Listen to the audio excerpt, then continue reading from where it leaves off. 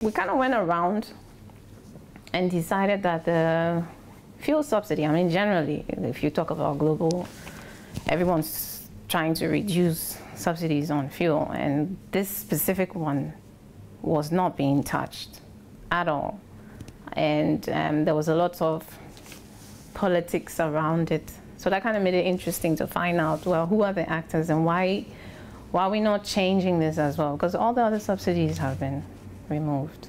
Even certain aspects of, for fishermen, there's something called the marine mix, but it's for specific kinds of boats. That's also been slashed. So it's just this one that's standing up. And so it was almost like, okay, why? What is actually driving this? I think it was more of the mapping, trying to see who's important when it comes to making decisions about the premix fuel subsidy, or who's more, and then the mangrove, which was the other strategy as well. So once we identified which strategies that we would look at, it took a while to decide which two, yeah. But once we decided, then it was easy to draw up who the actors were, and then we're able to talk to them, and then the objective mainly was finding out what's going on here, what's going on there, who's responsible for what here. I think the process was a good learning experience.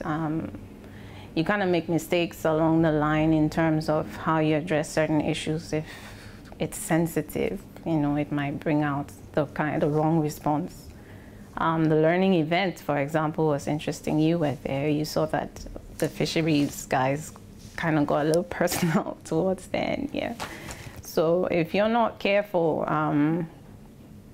you might press the wrong buttons. If you have someone who's high up in terms of decision-making chain, someone who has more oomph when it comes to making a decision, and then you bring in people who are on the ground, community members, and they tend to feel that they're not being heard, maybe through other platforms, and you bring these two groups together in a common area, you would tend to get a lot of "you're supposed to," and you know, a lot of these confrontational issues, because there are issues already. Once you've discussed what your personal problems are, and then you're able to identify with the other person, then it's easier to say, okay, look, this is an area that we could collaborate in.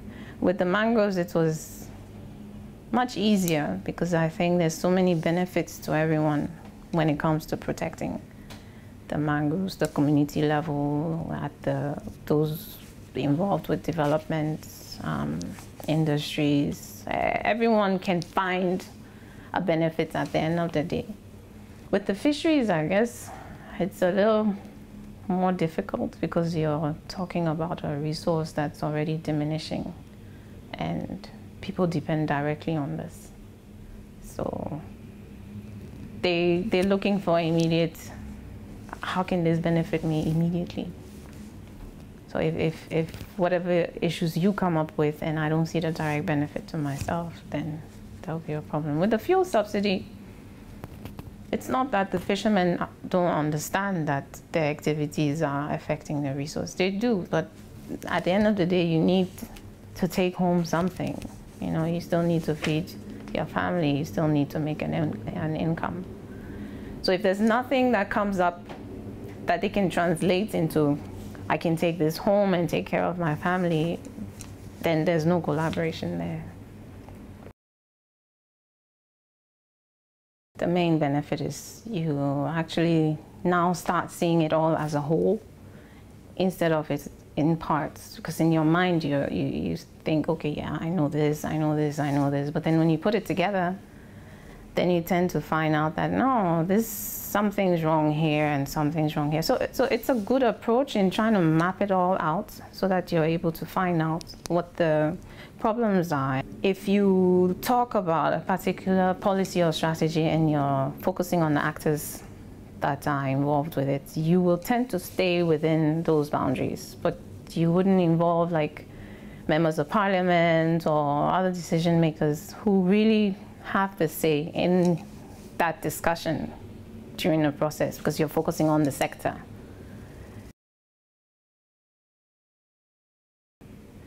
if you're going to talk to people about issues that are going on and you really want the truth, you need to develop some kind of rapport with the person. You don't show up in the office and, okay, I need to ask you a few questions. Obviously, they'll tell you what is in the books. But if you want to know what some of the informal processes that are going on, you're not going to get that. So it takes time to build up the rapport. In our case, some of the people we interviewed were people we knew already, so that made it easier. But if someone's starting to use the approach for the first time, maybe there should be an aspect that opens people up to be able to have this conversation with the person, the researcher.